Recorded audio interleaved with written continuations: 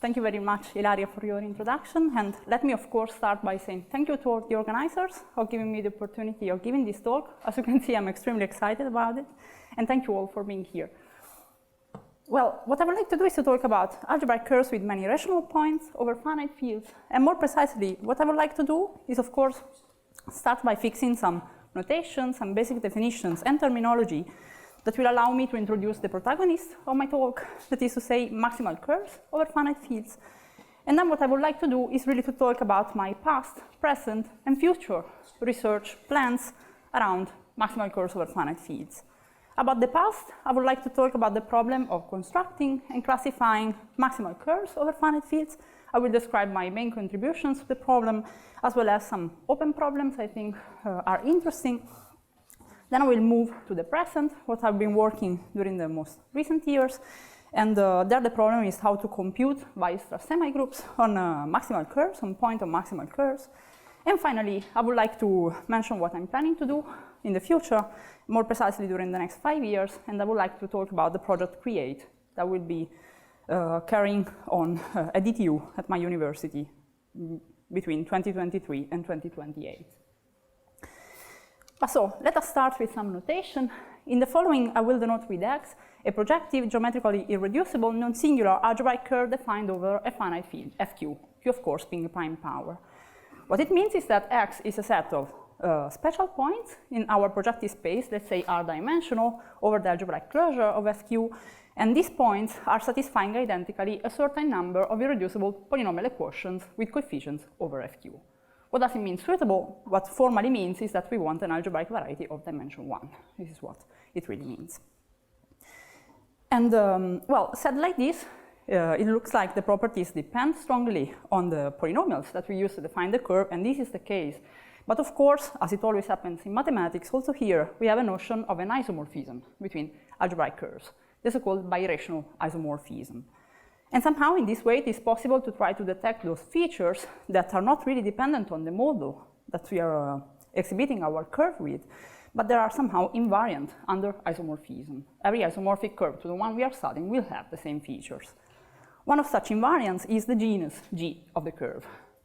It is a non-negative integer. You can find it defined in many different ways in the literature. More geometrically, looking at singularities of your curve and the multiplicities. More algebraically, looking at the function field of the curve as the dimension of the space of holomorphic differentials, or as the number of gaps of the numerical semigroup called Weierstrass semigroup at a point. But for the purposes of this talk, what is important to know is that it is a non-negative integer. It is invariant under isomorphism. And if you are studying the special case of a plane curve, so the case in which R is 2, then you have one polynomial equation defining your curve. It will have a degree, say d. And then there is a simple way to compute it. The Plucker formula tells you that the genus of your curve is just roughly d squared over 2. Another important invariant of an algebraic curve is its automorphism group. What is it? Well, intuitively, it is the group of transformations of the projective space in which our curve is living, collinations, having a faithful action on the points of your curve. So an automorphism is permuting the points of your curve non-trivially somehow. And, well, if you're interested in this invariant, then I will leave the word to Massimo Giulietti, who later will really talk about this as his protagonist. My protagonist is instead the set of fq rational points, f of x of fq of the curve x. What is that? Well, it is really the set of points whose coordinates are over fq itself. And this makes sense because our polynomial equations have coefficients over fq. So somehow it makes sense to look at fq rational solutions. So my first question is, how many points over fq can our curve x have? The famous Algebraic bound implies that your curve x can have at most q plus 1 plus 2g square root of q, many fq rational points. And if your curve x attains this upper bound here, then you call your curve fq maximal. And this is really the protagonist of my talk. Of course, as you can imagine, to have a maximal curve, it is required that either g is equal to 0, so you have a rational curve, or q is a square, because otherwise, in the Algebraic bound, the right-hand side is not even an integer, so definitely is not the number of points of a curve. For this reason, since in my talk I'm interested in maximal curves of genus at least equal to 2, I will switch the notation from now on from fq as my field of definition to fq square, just to emphasize that I need to have square many elements to talk about maximal curves really. So we'll talk about FQ square maximal curves instead. And they do exist. The Hermitian curve is a very famous example. If you fix q prime power, then the Hermitian curve is given by a plane model of degree q plus 1 as the one you can see it in the slide, like a norm trace equation. And this curve is nice because, of course, you can compute the genus. It is a plane curve. It is non-singular. So the formula I showed you before implies that the genus is q times q minus 1 over 2. And using the properties of the norm and the trace function is not very difficult to compute the number of FQ square rational points of this curve. And doing so, you will obtain that it has exactly QQ plus 1 many FQ square rational points, which is what you would obtain in the Haswell bound, just substituting the value of the genus. So this curve is correctly FQ square maximal, and also its automorphism group is well known. It is the projective general unitary group, PGU 3Q. This curve has been studied for many, many different reasons. First of all, it has a beautiful geometry. If you look at the set of FQ square rational points of this curve, this gives rise to the classical unital. It is a set of points cut by FQ square rational lines only in under 1 point or exactly q plus 1 points. So it has a very beautiful geometry and a natural polarity associated to it, which explains the unitary group that you have as an automorphism group intuitively. But another reason why this curve is so interesting is because it has been proven by Yara in 1980 that this value, q times q minus 1 over 2, is the largest genus that an FQ square maximal curve can have. And 10 years later, Rook and Stichtenot proved that if you do have an FQ square maximal curve with this genus, then it is the Hermitian curve up to isomorphism. Another reason of interest for this curve is that somehow it is the nicest, the most symmetric curve you can construct. Because Stichtenot again proved that if you have a curve of genus G at least 2, with at least 16 times G to the 4th many automorphisms, then your curve is this one again. So it is really the most symmetric curve, the one having an exceptionally large automorphism group. Now, as I mentioned, I would like to start by talking about the past of my research around maximal curves, and the problem I would like to address is how do we construct or how do we classify maximal curves? Well, the truth is that there is a way, a systematic way to construct maximal curves. For example, by considering subcovers or Galois subcovers of known maximal curves. The construction works as follows. Suppose you have two algebraic curves, say x and y, defined over, let's say, FQ squared. Then you say that y is covered by x or a subcover of x if you can find a non-constant rational map phi between x and y. So you're really acting coordinate-wise as a rational function, formal ratio of polynomials at almost every point. The reason why this covered by x makes sense is also because if we look at the algebraic picture, so we look at the corresponding function fields of our curves, then the pullback of phi defines a non-trivial field homomorphism between the function fields of the two curves, which somehow means that up to identify the function field of y with its pullback, we can see the function field of y as a subfield of the function field of x. So we're really covering somehow the function field in this way. But the reason why I'm recalling this algebraic way of seeing this picture is also because now, of course, one can specialize this field homomorphism. For example, if the extension given by the pullback is a Galois extension, so you have a Galois group, then y is called Galois covered by x or a Galois subcover of x. The way in which geometrically I imagine the picture is somehow that you have a Galois group. So you have an automorphism group of your curve you are fixing, and the curve y is essentially nothing else but the curve whose points are really the orbits of this group, this Galois group in its action on the points of x. And well, Kleiman and Serre in 1987 proved that if you are starting with a curve x that is FQ square maximal, your phi is defined over FQ squared, then y, if it is covered or Galois covered by x, it is FQ square maximal as well. So this means that somehow you can start by a maximal curve you know, and with this notion of subcovers and Galois subcovers, you can construct as many maximal curves as you want. And then, of course, this also means with the Galois construction that if you know a maximal curve that has a lot of automorphisms, then you can construct a lot of maximal curves in this way. And I mentioned that the Hermitian curve from this point of view is exceptional. It is really a lot of automorphisms, and it is maximal. And for many years, this was the canonical way, let's say, to construct maximal curves, up to the point that it was conjectured that every maximal curve is a Galois subcover or a subcover of the Hermitian curve. This conjecture is false, and now we know that, but the counterexample to it are pretty recent. The first maximal curve not Galois covered by the Hermitian curve was found in 2006 by Garcia and Stistenot. As you can see, it's a very, very specific maximal curve. It is a plane curve of degree 9. It is f3 to the 6 maximal, which means that your Q is 27, and being so, it is not Galois covered by the Hermitian curve. The question, of course, then became, okay, we know a maximal curve that is not Galois covered by the Hermitian curve, but what about covered, not necessarily Galois? And from this point of view, it was very nice to have a geometric characterization of maximal curves given by the so-called natural embedding theorem by Korczmarowicz and Torres in 2001.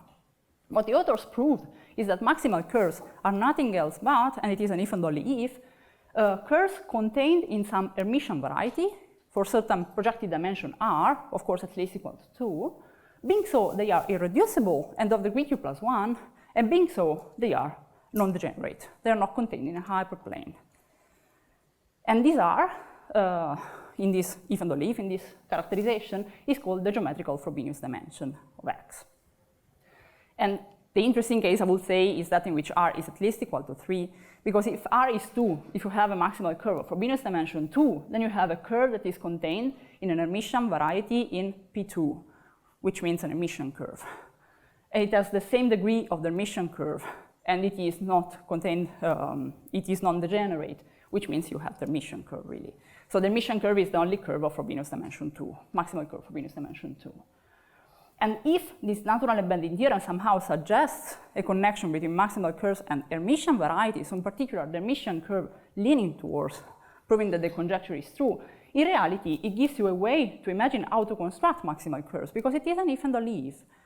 And this is what Giulietti and Korczmarowicz did in 2009, really. Their idea was, okay, let's assume we want to construct a maximal curve with Frobenius dimension 3. Let's start with the three-dimensional projective space. Let us take an Hermitian surface, and let's try to cut it with something, let's say an Hermitian cone, in such a way that the intersection is a curve, and it has the right degree, say Q plus 1, because if this intersection is irreducible, then the properties of the natural embedding theorem are satisfied. So we will have a maximal curve in this way for free without counting the points. And this is the way, intuitively, in which Giulietti Korczmarowicz constructed in 2009 the famous GK curve. The GK curve is the first known example of a maximal curve that is not covered at all by the Hermitian curve, so disproving the conjecture I mentioned before.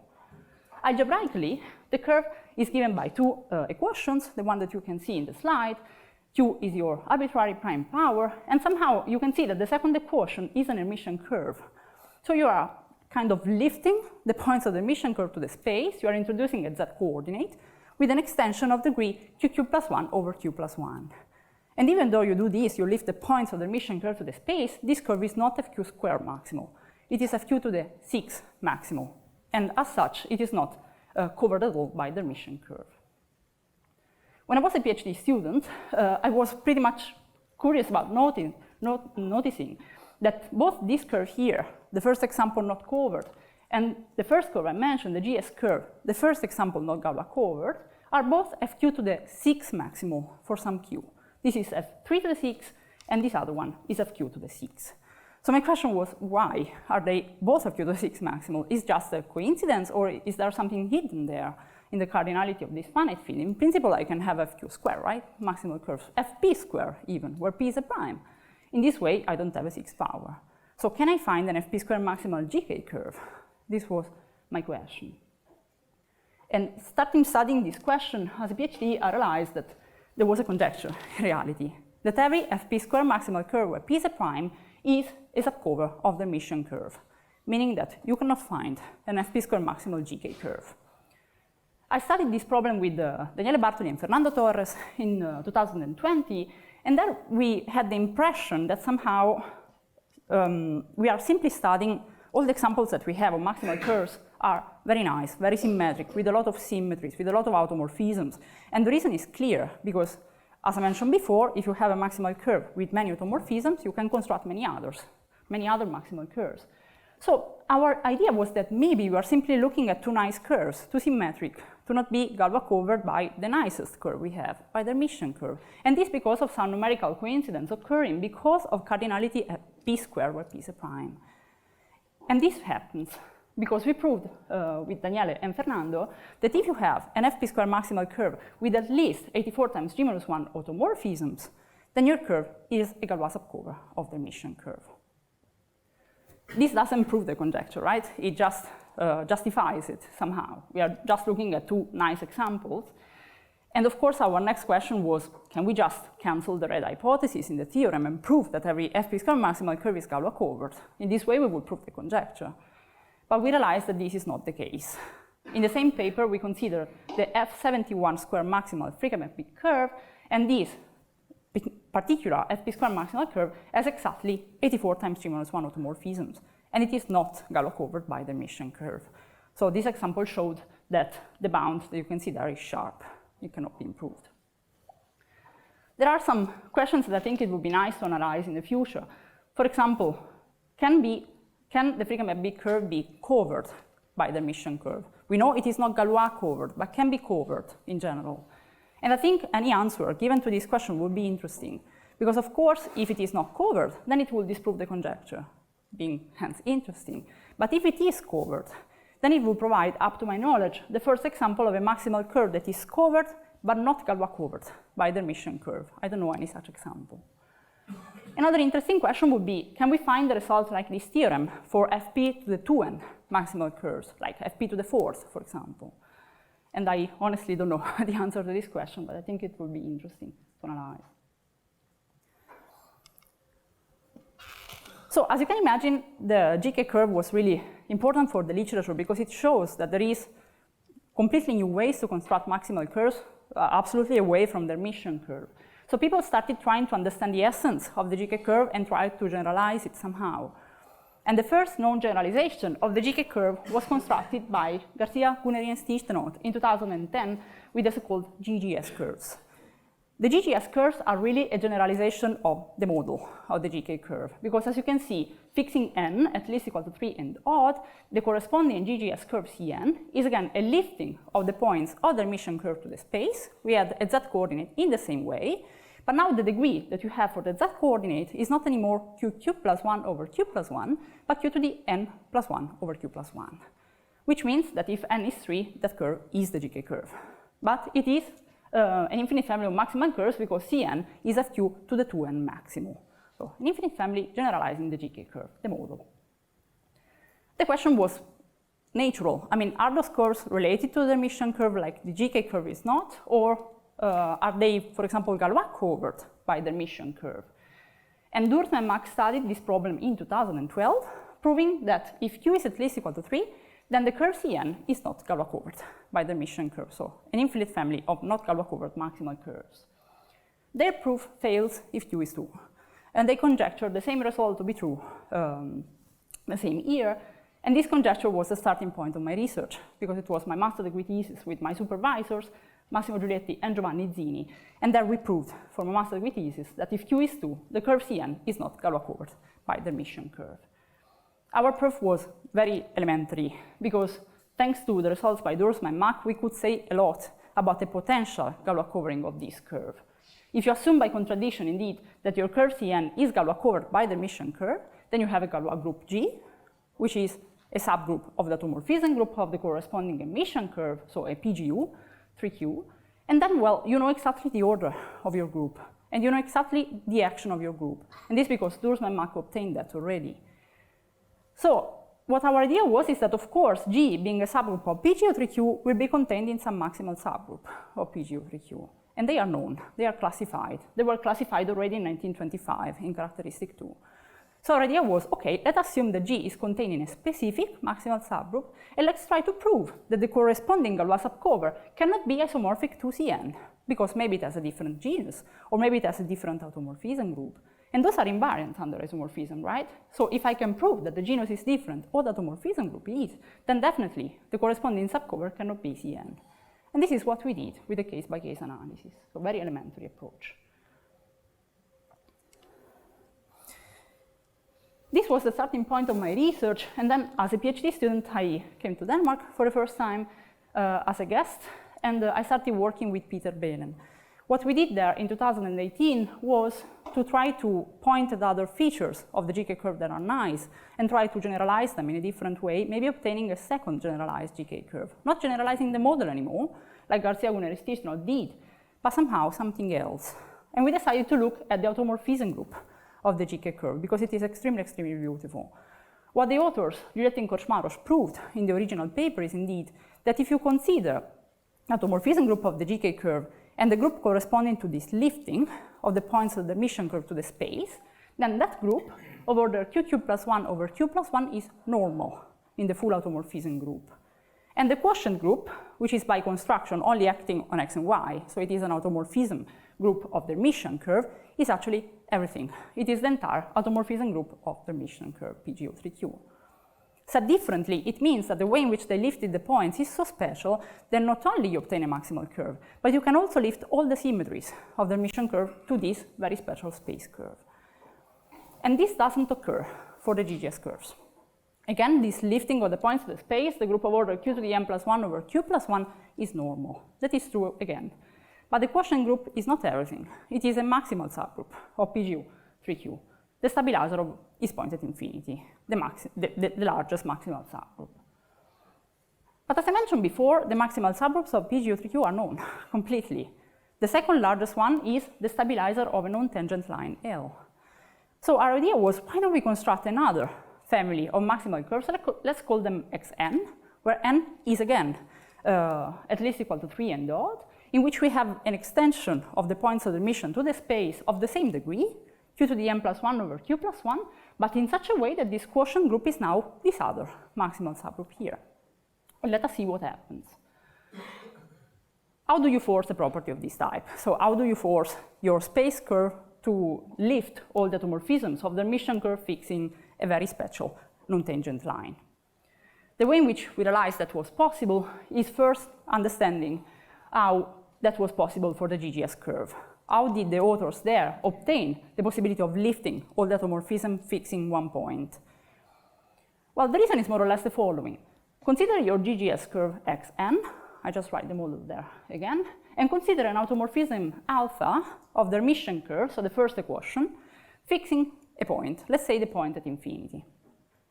Then your alpha will definitely fix the first equation of Cn, because it is an automorphism of that curve. So definitely we fix that equation, but when can you lift it as an automorphism of Cn?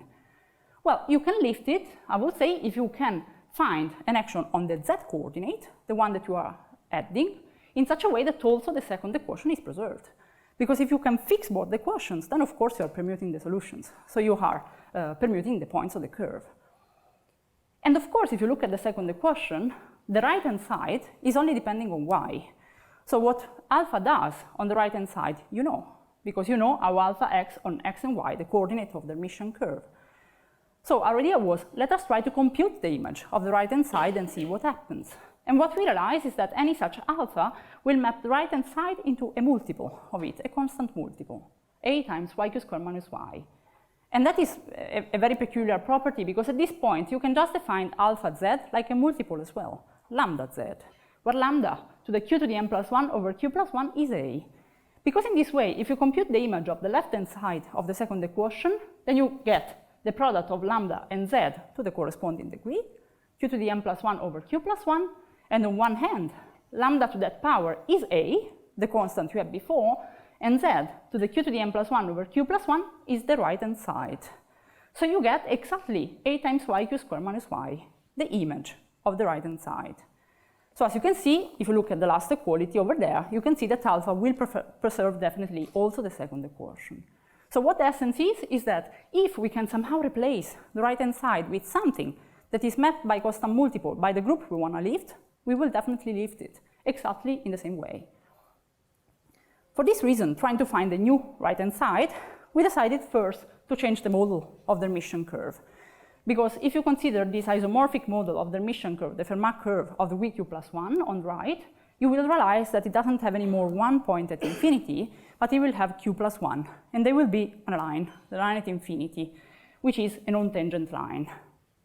At this point, since we know that the stabilizer of this line can be lifted for the GK curve, our idea was to find another model of the GK curve in which the new right-hand side will be exactly mapped to a constant multiple by the automorphism group fixing the line at infinity. And that was possible. So our first step was to obtain a new model of the GK curve that we called X3 over there, where the red new right-hand side is mapped by constant multiple by the automorphism fixing the line at infinity. And then what we did is exactly what Garcia-Gunner-Tistonov did. We changed the degree from q cubed plus 1 over q plus 1 to q to the n plus 1 over q plus 1. In this way, we obtain for free two properties of the family of curves Xn we constructed. First of all, as you can see in 4, the property we started with. So it will have a nice automorphism group that we can predict because we forced the property to be true. On the other end, it will be a generalization of the GK curve because, as you can see in 1, X3 is isomorphic to the GK curve, also that property we forced. But what we realized with a careful point counting is that the curves Xn are also fq to the 2n maximal. So they were a new family of maximal curves, a new generalization of the GK curve. We proved that they are not Galois covered by the emission curve, so they are unrelated also from that point of view. And an interesting property is that it was an alarm from us at the beginning, is that the curve Xn has the same genus of the GGS curve Cn, which is a bit dangerous because the genus is invariant under isomorphism, so there was the risk that maybe Xn was just Cn up to isomorphism. But that cannot be, because the automorphism group is different. We forced that. And the automorphism group is also an invariant under isomorphism. So they have the same genus. There is the risk they are isomorphic. They are not, because the automorphism group is different. And now, the reason why I particularly like this joint work with Peter Belen and our second generalized GK curve is that it opens the way for other investigations, right? For example, is it possible to point at other beautiful properties of the GK curve to generalize, to obtain a third one, a third generalized GK curve? And we are actually going to investigate that with a new PhD student at DTU, Jonathan, who will introduce some class field theory to the picture, and hopefully there will be something there. But in principle, one can also think, why don't we generalize instead of the model, instead of the automorphism group, why don't we generalize the construction of the GK curve? Why don't we try to use the natural embedding theorem for R is 4 instead of R is 3? I think it would be an interesting question to analyze, and honestly, I don't know the answer to that. I would like to finish this part of my talk by mentioning that, of course, everything it has been done for the first generalized GK curve can now be done for the second one. And for example, many other maximal curves were constructed, not covered by the emission curve, as Galois subcovers of the GK curve. Tafazoli and Terán Herrera and Torres, for example, in 2016, chose very clever Galois subcovers of the GGS curves, the curves y and x in the slide, to obtain that they have such a peculiar value of the genus that they cannot be covered by the emission curve. And what we realized with, very recently with Giovanni Zini and Guglielmo Tizziotti is that the groups that give rise to these two Galois subcovers also exist on the second generalized GK curve, because the maximal subgroups we were lifting were intersecting at those groups. So in principle, it is possible to imagine that there exists somehow an analog of the curves x and y as Galois subcovers of the second generalized GK curve, having the same genus, because we started with curves of the same genus, the GGS curve and the second generalized GK curve. But maybe if we are lucky enough, these curves x tilde and y tilde we construct will have a different automorphism group again, so that they cannot be isomorphic to these curves here. And this was the idea that we used recently with Giovanni Zini and Guglielmo Tizziotti to construct new maximal curves that are not covered by the emission curve. And I'm not going to say more because Giovanni Zini is going to talk about that during the conference. Let me now jump to the second part of my talk, that is to say the present of my research on maximal curves. More recently, I've been trying to investigate how to compute Weierstrass semigroups on points on maximal curves. And the reason is that Weierstrass semigroups are of independent interest. There is many classes of algebraic curves that have been characterized in terms of Weierstrass points and Weierstrass semigroups, but they are also the main ingredient to construct algebraic geometry codes, particularly one-point algebraic geometry codes. So it is interesting for many reasons, I would say. But let me first say what a Weierstrass semigroup is. A biased semigroup is an object that you associate to a point of an algebraic curve, HP. HP is a numerical semigroup. It contains the 0 and it is closed under addition. And what it is the collection of non-negative integers ρ that arise as valuations of rational functions on your curve having only a pole at P. What does it mean? It means that you are considering here functions that are rational or polynomials, and these functions are so special that the denominator vanishes with higher multiplicity of the numerator only at one point P. And this ρ is the difference of the two multiplicities of numerator and denominator. If you collect them all, you get the biased semigroup. An algebraic curve over the algebraic closure has infinitely many points, so you can imagine we are expecting infinitely many biased semigroups or types of biased semigroups. But this is not the case. It is very well known, for example, that they will all share a property given by the Weierstrass gap theorem, which is that the set of gaps, so the complement of a biased semigroup, contains always G elements, where G is the genus of the curve. It is also very well known that if you consider biased semigroups on your curve, they will all be the same, apart for eventually a finite set of points on your curve that will have a different biased semigroup. Those are called Weierstrass points, and they are those that are used the most for constructing AG codes, indeed. Why Weierstrass points and semigroups and maximal curves? Well, the interaction between maximality and Weierstrass semigroup is somehow already known, because, for example, it is known that if you consider a point, a rational point of a maximal curve, then the Frobenius dimension R, I mentioned before, is going to be at most equal to the number of elements of HP less than Q plus 1. It is also known that Q and Q plus 1 will always be in HP if you have a maximal curve. So maximality has an interaction with Weierstrass semigroup, and this is known. The Weierstrass semigroups and points in the case in which R is 2 are known, that is to say for the Mission curve, and the reason is that Garcia and Viana computed them in 1986. So the question I started studying at DTU with Peter Belen is, what about R is 3? What about the GK curve?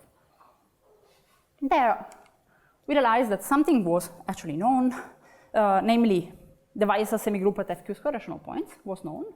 Giulietti and Koch-Maros computed that already. But we realize also that there is a conjecture regarding the structure of a Weierstrass semigroup for the remaining FQ to the 6 rational points. This conjecture was given by Duursma in 2011, who computed Weierstrass semigroups for Q at most equal to 9 with a computer search. Nothing was known for the remaining points on the GK curve, so no rational points. In 2018, we managed to prove the conjecture, and we managed to compute Weierstrass semigroup at every point of the GK curve, proving that the set of Weierstrass points is the set of FQ to the 6 rational points. And how is the question? But first of all, let me just comment on why this was a conjecture. What is difficult about computing a Weierstrass semigroup? If you have a conjecture, so you imagine that your Weierstrass semigroup at your special point P, let's say with coordinates A, B, C, is T, the semigroup written in the conjecture, then you have definitely to prove that all the generators of T are elements of HP to start with. That is to say that T is contained in HP. And this, by definition, means for each row value generator of T to find a function that has valuation exactly ρ at your point and the pole only there, by definition of Weierstrass semigroup. And what is difficult normally about proving a conjecture like that one is to find f ρ explicitly as a function of the coordinates x, y, and z in this case. Just to give you an idea, if Q is equal to 3, F74, which is one of the functions you need to prove that T is contained in HP, looks like this. And you can imagine that if you increase the value of Q, the number of terms will increase. You can imagine that if you increase the value of Q, then also the degree will increase. So finding a pattern is going to be very difficult. As well as, if you have a guess and you have a claim regarding the structure of this function, then it's very difficult to prove that the valuation is exactly ρ, because it has many, many terms involved. So this is the reason why it was a conjecture. It was difficult to guess how this function would look like. Our idea was to use a more geometric approach, so to use the geometry of a maximal curve instead, to try to construct these functions a bit more implicitly. And what we did was essentially to remember that our GK curve is contained in an Hermitian surface, and our point P is not FQ squared rational. And this must be of some interest, right? Because the conjecture is for those points. So somehow it made sense to consider also the Frobenius images of the point P that we call Frobenius P, Frobenius square P. We have two of them because we are working over FQ to the 6. Then, of course, we have to remember that we are working with an extension of the points of the emission curve. So to our 3 points, P, Frobenius square P, will also correspond 3 points on the emission curve, looking only at the xy coordinate, that we call Q, Frobenius square Q.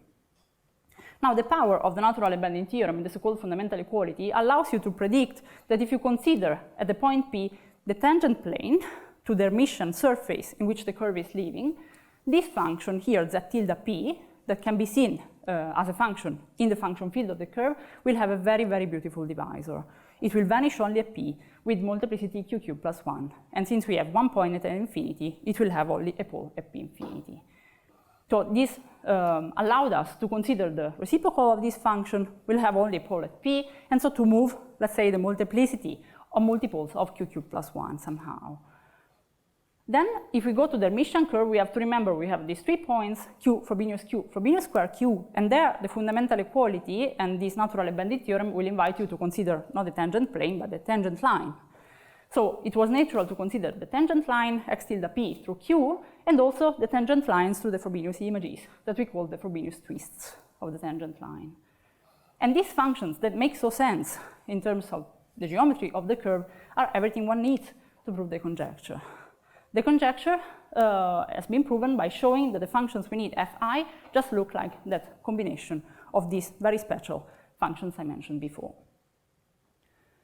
This strategy here of using the fundamental equality, the natural abelian theorem, and the geometry of the curve seems to be ad hoc for the GK curve, and somehow it is. But we have to remember that the natural abelian theorem is true for every maximal curve. And as a matter of fact, we could use the same strategy to compute Weierstrass points and all Weierstrass semigroup at every family, to some other families of maximal curves. The Suzuki curve, the Scablon curves, and more recently, for a maximal curve with the third largest genus. And my PhD student, Lara Vicino, is going to talk about that during the conference. What I would like to do in the future, having the possibility to understand whether it is possible, is to see whether we can push this strategy to compute Weierstrass semigroups on curves that are a bit more complicated, like the Rie curve. The Rie curve is a maximal curve, and there nothing is known really about Weierstrass semigroups. There is some partial results, but not complete. So this is what I would like to do in the future, definitely on this topic.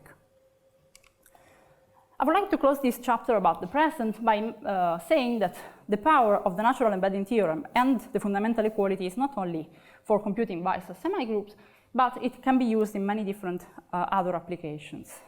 Very recently, with Peter Belen, we created a decoding algorithm for AG codes on maximal curves using the fundamental equality and the natural abelian theorem.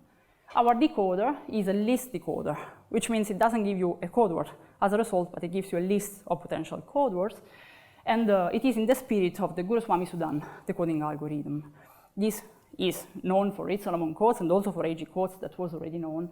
And essentially, the idea is that if your code word C is the valuation of a rational function f, then to find your f, you actually find a polynomial q that vanishes at f, and then you give the roots as an output. So to find such a decoder, such a Q, and hence develop this decoder, what you need is to find a clever way to obtain your Q efficiently, so find an interpolation step that is efficient. And once you have that, then you have to find an efficient way to obtain the roots of Q. So somehow the problem is really to optimize these two steps in here. And the way in which this is done is to find a set of sufficient conditions on your polynomial Q to exist and to have a nice form. And the fundamental equality allows you to predict that you can take the coefficients of your Q from some special Riemann-Roch spaces, and the Q will look like this. As you can see, it will have only 4 terms. So somehow, retrieving your Q, constructing your Q, will be quite fast. And as you can see, there is a question mark over there, so I cannot say more than this. It is a work in progress, and what we are trying to do is really to improve the algorithmic complexity and optimize it as much as we can. Now, I would like to finish my talk by saying, what's next? What can we do in the future? In the more recent years, I've also been studying other types of error-correcting codes from algebraic curves with many rational points, And with Daniele Bartoli and Luciane Kuos, for example, in 2021, we have studied different ways to construct locally recoverable codes, so codes with locality, from automorphism groups of algebraic curves. And their maximal curves came into the picture very easily because they have a very special automorphism group, like every algebraic curve with p-rank 0. So there we found a way to construct LRC codes from maximal curves, essentially using automorphisms. And also with Bartoli, Marino, Zullo, and others, we have also been using algebraic varieties of curves techniques to construct MRD codes, so maximum rank distance codes, and also to obtain asymptotic classifications with the so-called exceptional scattered polynomials. And these constructions here are pretty much ad hoc, which means we have examples, we use them to construct some LRC on the MRD codes. What I really would like to do is to find a way to unify all the different examples that we have of applications of maximal curves to construct these objects here, or in general, curves with many points. And the reason why I didn't investigate this yet is because I'm not a coding theorist. So I couldn't really tell which kind of algebraic curves give the best results somehow. For this reason, trying to work on these, I submitted a project proposal to the Velux Foundation, which is a foundation that provides a local branch of an ERC. And I've been submitting a young investigator project called Create, Algebraic Curves in Information Theory, a treasure yet to discover. And I got the grant, so there will be 5 years of project in which we will study really how to use algebraic curves in the best way to construct MRD and LRC codes. And the nice thing about this project is that it will allow me to hire some people at DTU working a bit more on coding theory than I do. And there will be some calls, as you can see, 2023, 4, and 6, for 2 postdoc positions and 1 PhD position working on the project. And I'm pretty much looking forward to see how can I use the theory of algebraic curves are being studied so much at the service, let's say, of these types of error correcting codes. So with these future plans and with this good news, I just would like to thank you for your attention.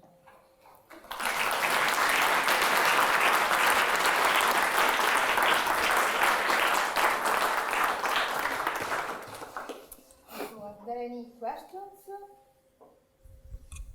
Are there any questions, remarks, observations for Maria? Yeah. Just curious, what are Swiss curves? So a Swiss curve is a curve that emits a rational Galois subcover with certain properties.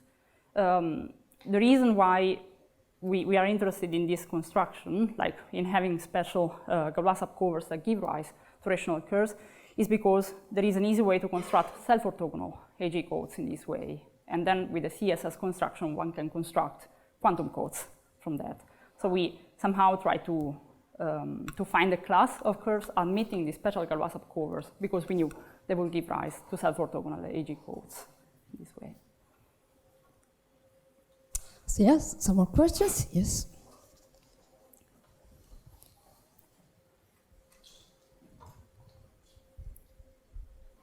Can you give us any hint on what complexity you're looking at for your decoder? Not yet, unfortunately. No, it is really a work in progress. We know that the decoder works, but how much we can push it, I don't know really yet. Sorry for that. Some more questions? Yep. So you said you were working with maximal curve. I have okay. Then I don't know if I want to ask.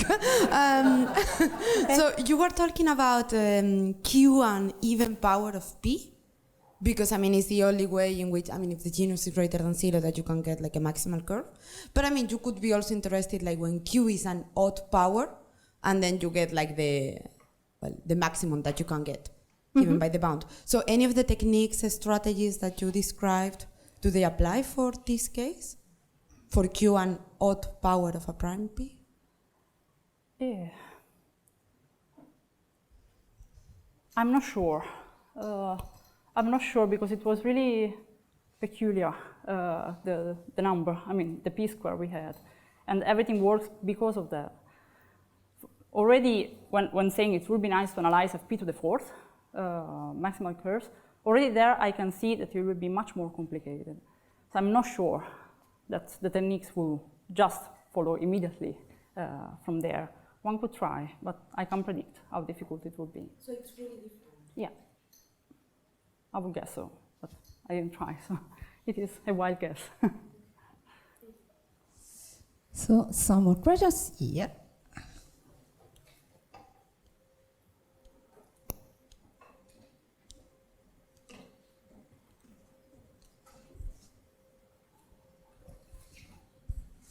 Thank you, Maria, for the talk. Can you give us some intuition of how you derived that nice form of the interpolation polynomial for the decoding? I mean, it has few terms and it looks so nice. Because what really this fundamental equality and the natural embedding theorem tells you is that without computing functions explicitly, you can predict that some Primarok spaces, as they are called, will contain some functions. And this is where the coefficients come from. And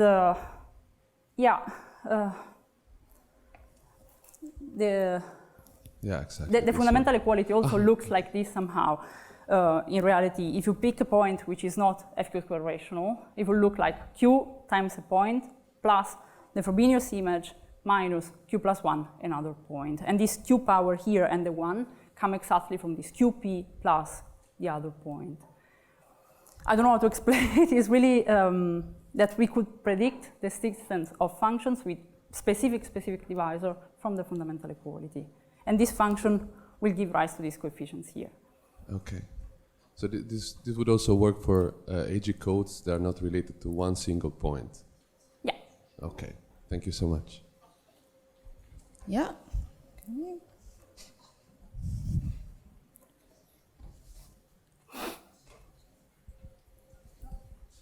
Thank you. What is the relation between algebraic curve and maximal geometric curve? Can you ask again? What is the relation between algebraic curve and maximal geometric curve? Code. The relation between maximal curves? Yes, and geometric code. Rankometric codes? Yes. No. There is not really maximal curves. It is more curves with many points. And what we realize with studying the so-called linear sets is that you can construct maximum rank distant codes using algebraic curves techniques. There is a way to associate a curve, let's say, to this object called a linear set that gives rise to a maximum rank distant code. And there is not really maximality that comes into the game, but it's really having a curve with many rational points. So maximality, strictly speaking, I'm not sure. But many rational points, definitely. So, some other questions?